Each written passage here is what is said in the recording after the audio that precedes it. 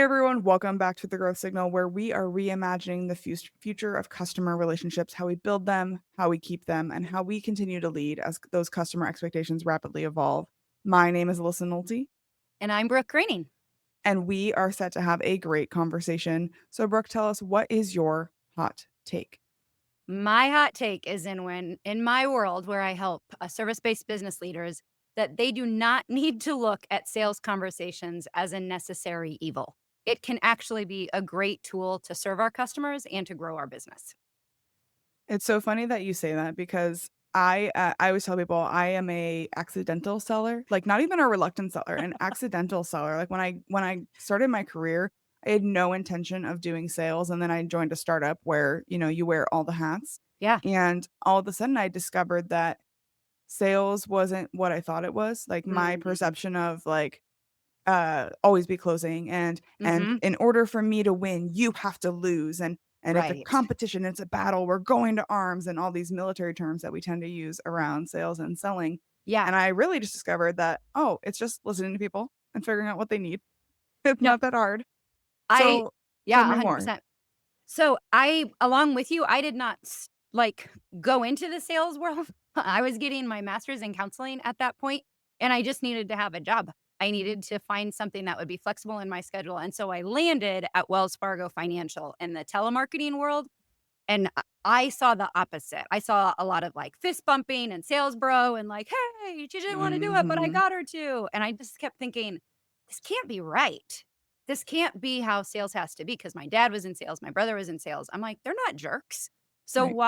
why is it this way? And so everywhere I went, I always saw both sides. It was always some were really great people wanting to be able to serve and help people, and then others were like this manipulative, snippy, whatever you wanna call it, and just like, I have to make the sale no matter what. Whether it benefits them or not, I have to be able to do that. And so, I just kept thinking, this isn't right. I don't this doesn't sit well with me, yet I needed to make sales.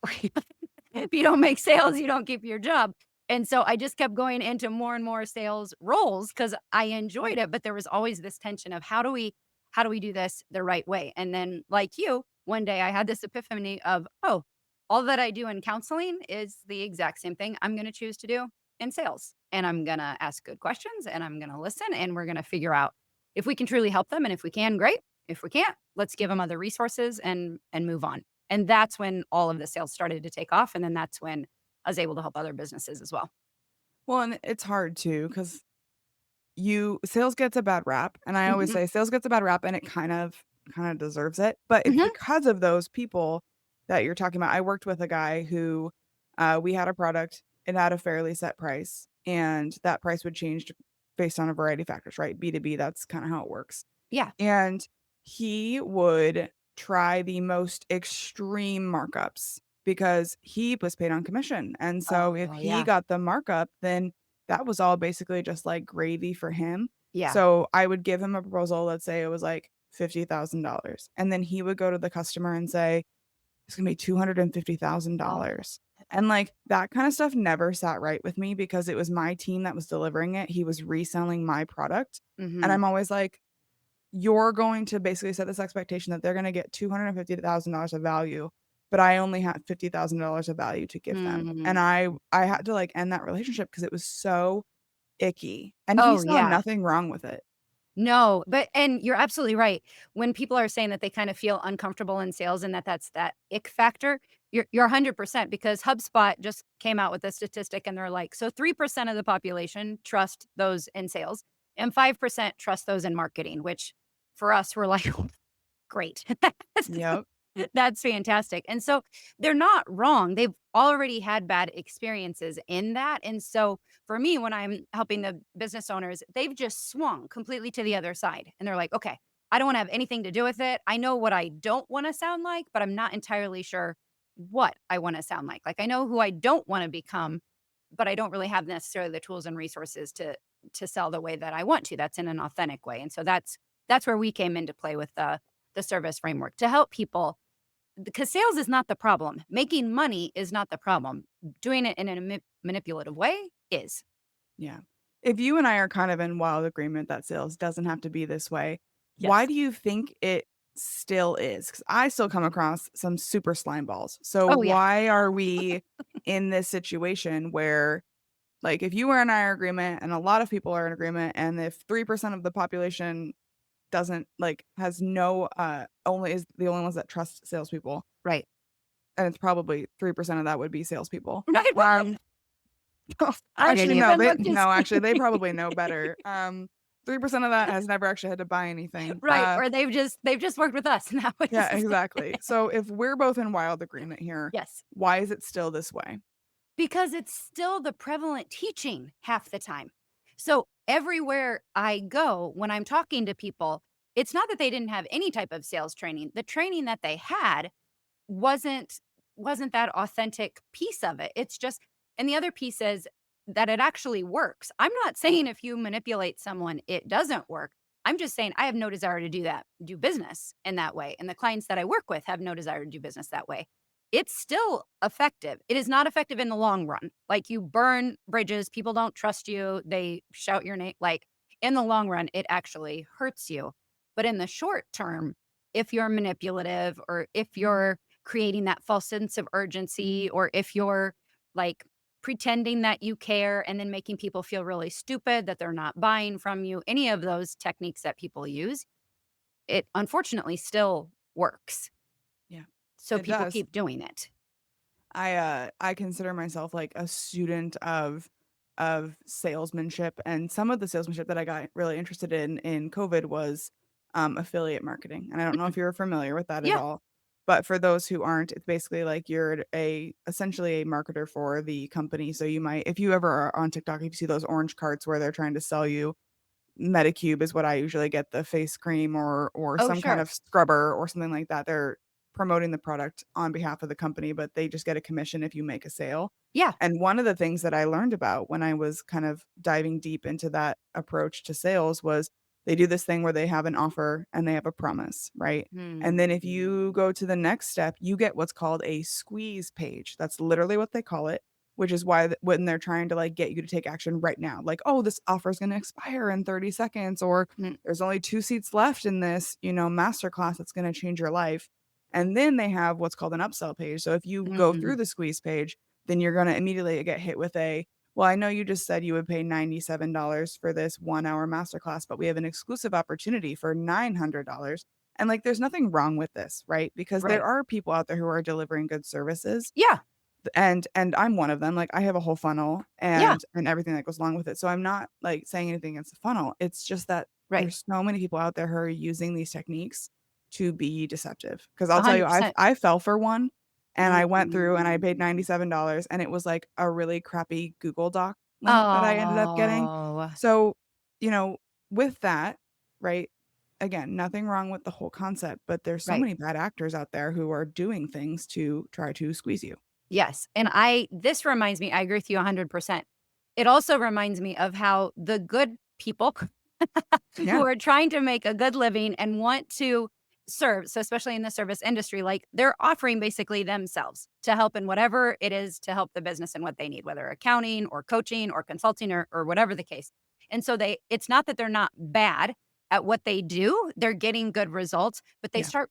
they start hiding in plain sight because they're just like, I don't wanna be like Right. everybody else. I don't wanna do that. And then the biggest piece is as they wanna have these higher ticket investments, you need to be able to talk to people because people need to be able to like, they wanna talk to you. If it's $97 or $100 or $200 or whatever it is, people can make those decisions. But when we start going into the thousands and 10,000s and above, Yeah. they wanna talk to people. And so we start shooting ourselves in the foot when we're saying, "But I don't really wanna do that. I just wanna market my way to my sales goals," when they need to be when they can realize, like, you don't have to have sleazy sales conversations. You can actually serve your potential clients. It does not have to be a twisting their arm, making them feel like they have to buy right now. Like, that's not sales. That's not how it works, but that's what people think it is. So, yeah. Yeah, and especially with, like, your background in counseling, there's so Mhm. much psychology that goes into sales, right?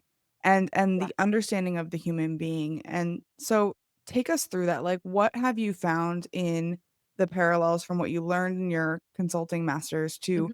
how people actually make a decision? And with that information, how can listeners use that to start to ethically leverage human psychology in the sales process? Yeah. Well, the first thing I want to share is that, and you're talking about this, like sales is not wrong. Sales is not evil. Those funnels are not wrong. Those are great ways to help people like walk through a decision because you're not talking to them face to face. So you have to walk them through. But Yeah, great way to scale. yeah, exactly. But the difference comes in when people feel like there's that ethical dilemma, and that was the one thing that counseling kept teaching us, that you have a huge power when people are starting to share their problems with you, their struggles with you, and you can either use that power for good as a counselor in regards to giving them direction and hope and helping them to walk through that, or you can be a jerk and you can manipulate them, you can have them do things that benefit you, and that's the same thing when we come into sales. It's not uncovering their problems that's icky or being manipulative or being invasive. It's what are you going to do with the information once you have it? That's where the line comes in. And in counseling, there's a big ethical red flag when you start using it in different ways. And so then when you look at your sales, you're like, okay, well then let's take that to be the same thing. How am I going to how am I going to respond when people are sharing their concerns with me? Am I going to make them feel worse about it? That would be manipulative. Am I going to make them feel like I can solve all of their problems and I'm going to give them this big promise that I may or may not be able to do? No, that's manipulative. But if you go into a sales conversation and say, "Hey, the whole goal of this today is to try to figure out like what you're facing, what your struggles are, see if I can help you. And if I can, that's great. We're going to talk about the investment and what that looks like moving forward. But if I can't, I want to be able to give you other resources to be able to help you keep going." When you look at sales in that light, it takes the pressure off of you and it takes the pressure off of your customer. And then you can actually truly figure out, can you help them or can you not? Because that's the biggest difference. Like when we put on a facade, we don't actually know what's going on because they're putting on a facade and nobody has any idea what's actually happening and what they need and what their pain points are.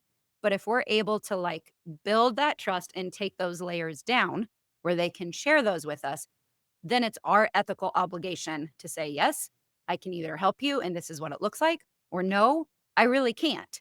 And this is who I think you should talk to next. So I want to ask you a two-part question next. If someone is getting started building their sales experience for the first time and Mhm. they want to do it the right way, what is the one step you would have them do? And then on the flip side, if someone has had a previous sales experience or sales team that maybe crosses the line of Mhm. being that slimy sales, what would you have them do to start down the path of like going to more authentic experiences? Yeah. So we actually created something called the service framework. It's called our service sales framework. And it is a framework of how to walk through that whole entire conversation from the very beginning all the way through. And we use the acronym service because we wanted it to be so painfully obvious that this is about our customer. This is not about us.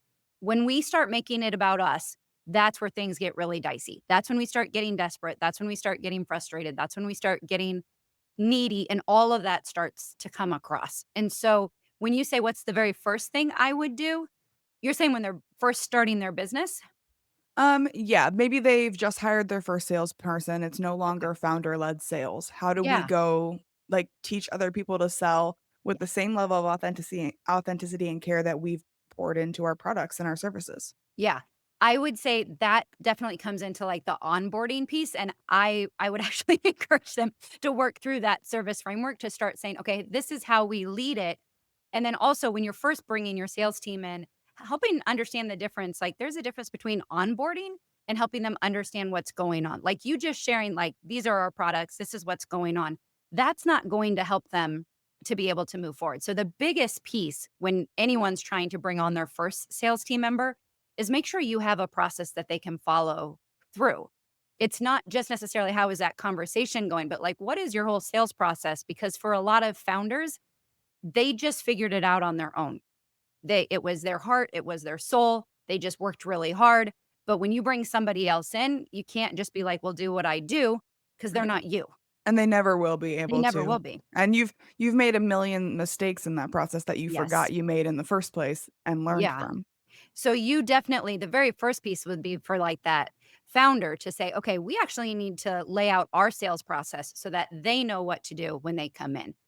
The other piece that I would highly encourage is, because I'm certified through StoryBrand, so I do marketing consulting and sales coaching. Sometimes people get things a little bit mixed up and they think they need a sales team member and they're not going to accomplish what they want them to. So you do have to ask yourself the question, am I having a marketing problem or am I having a sales problem before you just jump in and hire your first sales rep? Because if you want that sales rep to fix all of your marketing, that's not usually what they're doing. They're saying, I'm going to handle it when the leads come to me and I need to know the process to move it forward. But if you're saying, hey, we're struggling in regards to getting those leads that can afford us, that want to be able to work with us, then you put your salesperson in a tough spot because you're asking them to do something they're not actually, they could be skilled to do, but it's It's harder to unlikely find that. though. Yeah, Yeah. yeah, and people So get that really confused sometimes. They're like, "I need a salesperson," and you're like, "Well, actually, if you don't have the leads coming to your salesperson, they're not gonna fix any of right. that." Now, if you have 100 leads coming in and you need help with that, absolutely, then let's train them and get them on board and off they go. Well, and I think that's an important distinction, right? Because I hear a lot of founders who are like, "Oh, I just don't enjoy the sales process. So Yes. I'm just going to go ahead and let someone else do that. And I'll just be the visionary founder who creates things and invents things and, runs the business." And that, Yeah. my friends, is not reality. No, because the other piece is it's really important for them to know they're not you. They're never going to be you. And even if they're like the best human being on the earth, they're never gonna care about your business as much as you do because it's not theirs. You're hiring them in. And so you have to be realistic in regards to, okay, what are our expectations for them? And you have to help them be set up for success. If you Yeah, so many times people come in and they hire us and we come in and we're like, okay, this process is a hot mess. And so we can talk about bringing leads to you. We can talk about what you do when you have the leads, but then what you're doing with them, you need to get figured out. And it doesn't have to take forever, but you need to have those processes ironed out. Yeah. And simply telling them to shadow you for a couple of weeks is not good enough. I see that too often where they're like, "We're not going to have a real process. Just follow me around." And but Oh, it's like, "Oh, friend, he's not in your head. He doesn't know like the no. things that you just know inherently." And that was a hard thing for me to learn as a founder. That you're Yeah. right. Not everybody gets as excited about my business as I do. Not everybody Mhm. obsesses about all of the parts and pieces that go into making my business great, and they don't Yeah. think about it when they leave at 5:30 No. and after work is over, and No. that was And hard for me to learn. And when we say, like, follow us for 2 weeks, usually what's happening is the founder's all over the place, and they're Yeah, not actually doing any of the things that they're going to do. They're not gonna go to the right. cafes and meet with, like, it's a completely different world, and so if you're like, "Hey, follow me for 2 weeks," it just doesn't. You just wanna have it set up so that they can be successful from the beginning, and then the other piece is you wanna have it so that you can be able to track, because what can happen is, like, salespeople, and I'm one of them, you're one of them, like, we're highly optimistic. Mhm. We wanna make sure, like, things go well, we're ready to go, and so if you don't have a good handle on what's happening, who they're calling, who they're talking to, what the conversion rates are, all of that, it's gonna be hard because 'cause they're gonna come in and they're not gonna do it manipulatively necessarily, but they're gonna be as optimistic as possible, and Well, you that can have to take you be for a in ride. sales, though. Like, Yeah, if you don't give yourself that if you are not a well of optimism, you are going to find out how hard it is to do sales and to be rejected constantly and be in hung up about on 5 minutes. constantly and ghosted constantly. So you have to be your your own Yes. cheerleader, otherwise you're not gonna make it. Right, but when you go into a meeting and your boss is saying, "Hey, how are we doing?" It's good for them to, like, let's actually talk about the reality and the Yeah, statistics of what's happening, not how we think they're doing, because they're right. going to be highly optimistic. Yeah, always, Yeah. always. And it's important too for everyone to understand what success looks like and what good looks like, Yes. right? Like if I'm coming in and they're expecting me to suddenly, increase their revenue Mhm. 20x, Yeah. right? That's not a fair situation to put these sellers into. No, So, and if you don't have the leads to even for them to even hit that, then that's completely unfair. That's where it yeah, comes into play of, like, look, they like, this is usually where they're coming in. Like, the lead gets to them, and that's what they do. If you want business development, you want marketing support, okay, then you start talking to them and saying, these are the leads that we're looking for to come to our business. But usually for sales, we're saying, yes, are we going out and trying to get new leads? 100%.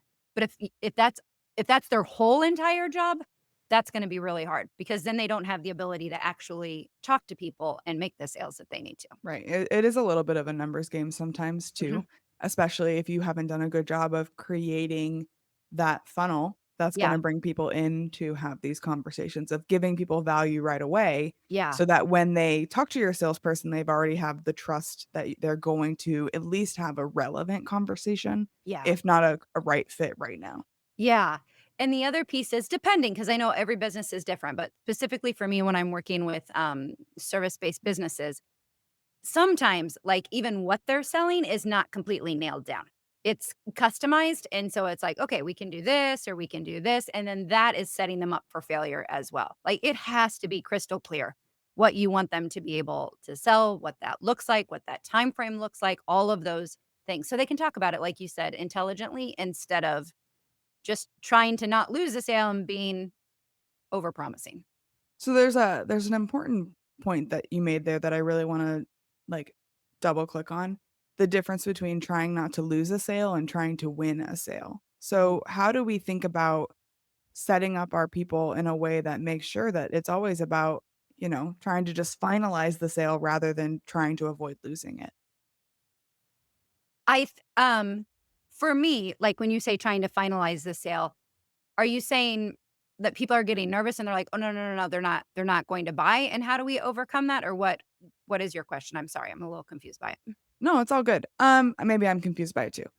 So thinking about, like, when you're in a sales situation, right? There's a very different mindset between I'm confident that this is a highly qualified lead, that they Mm, understand what they're buying here, that we're going to bring value, that I understand how to connect what we do to the value that they want yes. versus I have a lead here and all I'm trying to do is make sure they close because I'm not sure of all Mm. of those elements. Yeah. No, that is a great question, and that would come into play, like, when we talk about how in our service framework, like, recognizing the problem, because if you get the problem wrong, everything falls apart. Yeah. And even when they're sharing with you the problem, the reality is that's never the one. There's always these underlining concerns, and that comes back in when you're talking about your counseling. Like, you've got your surface level problem, but then you've got those underlying issues, and for the salesperson, it's not them saying, "Well, Brooke and Alyssa said that that's not the real problem, so you have to tell me what the real problem is." Right. That's not what we're saying. But in order to, like, get to those layers, we validate what they're sharing, and then we ask another question to start uncovering it. So we can start figuring out what's driving them and what's motivating them. My sales are off is an external problem. I'm not getting the leads that I need is an external problem. There are other things that are driving them and motivating them. And once they find that out, that's when they can truly make the connections and say, okay, this is how our products and services are going to be able to help you. Or we're actually like, this is not right. Because we also know it is not worth it to get the wrong customer. No, It even costs if us it so feels much. like it should be, because, like, hey, Mhm. I've been at a startup and sometimes you are desperate for any dollar, Yeah. right? Yeah. But I have never taken a deal, like, I've never regretted deals except for the ones that Hmm. clearly were the wrong fit. And then Hmm. you get done with the deal and you're like, well, that wasn't worth it. I'm never doing that again. Yeah. Yeah. And even though I got a dollar, even though someone paid me and I'm achieving my outcomes, which is to make money with my business, Hmm. it does not feel good. It does not help the team if you have a team, and it really just distracts you from what you might be the best in the world at. And that's the biggest piece, like, we don't actually take into consideration a lot of time the emotional investment of a wrong customer. Yeah. It is it costs so much money because 1, it's costing money. 2, we're both coming in and we're frustrated because they're probably frustrated and we're frustrated. But then the other piece is every moment that we're spending with them is a moment that we're not spending on our business and growing new clients. And so what we have learned is you can have a great client and they pay and all of that, and those are all fabulous things. But if it's not the right fit, you're constantly thinking about it because you want to make sure you're still bringing them the value, but you're like, this isn't fitting. Or for them, they're just like changing their mind every other day. And you're like, whoa, whoa, whoa, whoa, whoa, whoa. This is not a fit. This is not what we do necessarily. And so, but you have to have a couple of those wrong customers to be able to probably build that confidence to then recognize one and just be like, I'm going to stop this before this even goes anywhere. And that's where it comes into giving other resources, just to be honest and saying, "Hey, I don't actually think what you're looking for is is us. I don't think we're necessarily gonna be a great fit, but I do think that this could be a good resource for you." Um, and I think if that is people's directive, and a lot of times people are like, "How can you say that? Right. How can How you can give you up do a that as a sale? salesperson?" Like, trust me, you will make so many more sales when you approach it that way because, 1, maybe it's not a right fit, and it's not because they're a jerk, it's just not a right fit. They respect that, and they come back. More often than not, they come back with a different problem and say, "Hey, this doesn't work." Or they talk to their buddies and they're like, "She told me that she couldn't actually help me, but I think she could really help you." Like, I have never had it go badly for me or for any of my clients when we actually say, this isn't going to work." And again, it's super hard, right? Because Mhm. when you're, especially if you're, I joined a pre-revenue startup out of college, so we were like Yeah. desperate for any dollar, our first dollar ever. Yeah. But we learned a lot of hard lessons the hard way of Mhm. just saying yes to things because, like, well, I guess technically we can do it. Do we want to do it? Is it aligned to what we want to do or what we want to be? Right. No, but they have money and we're poor.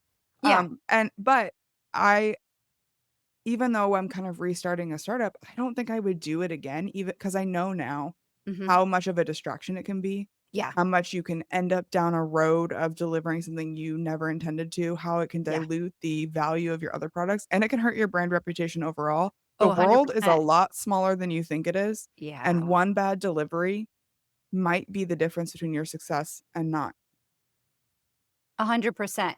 And again, like what you're saying, when you first start, you're also trying to figure things out for yourself. You're trying to figure out, okay, what is our business doing? How are we going to be doing this? What are our products and services? Like there's nothing wrong in trying to figure those things out. But the faster you figure that out and the more confident you feel in this is what we're doing, then those are the people you're going to go talk to. Those are the groups you're going to go to. Those then you know where you're headed and your energy is well spent, especially when you're a founder.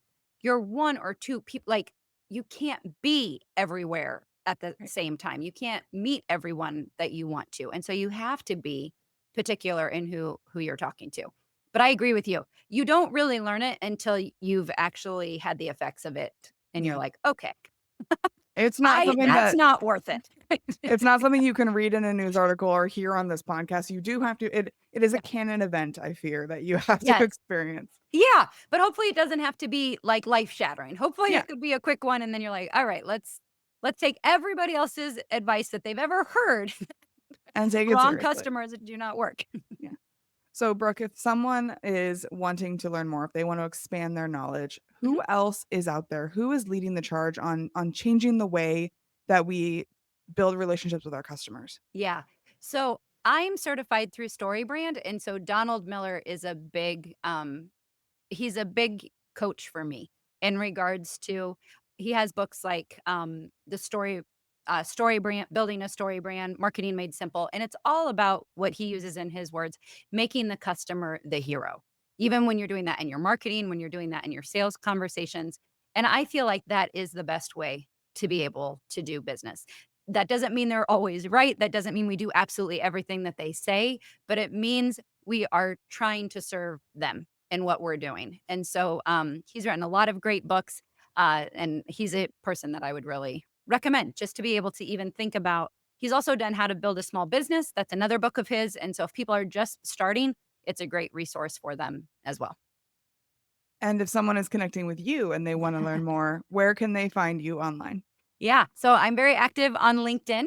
So they can find me Brooke Greening in LinkedIn. And then I also, if they're trying to figure out like, hey, this service framework sounds like something I would be interested in, we have a quick assessment that we offer. And so they can take the service sales assessment. They can find that on our website and they can also find it on our LinkedIn profile. Awesome. Well, thank you so much for joining me on the Girl Signal. This was a great conversation. Oh, I loved it, Alyssa. Thank you so much for having me.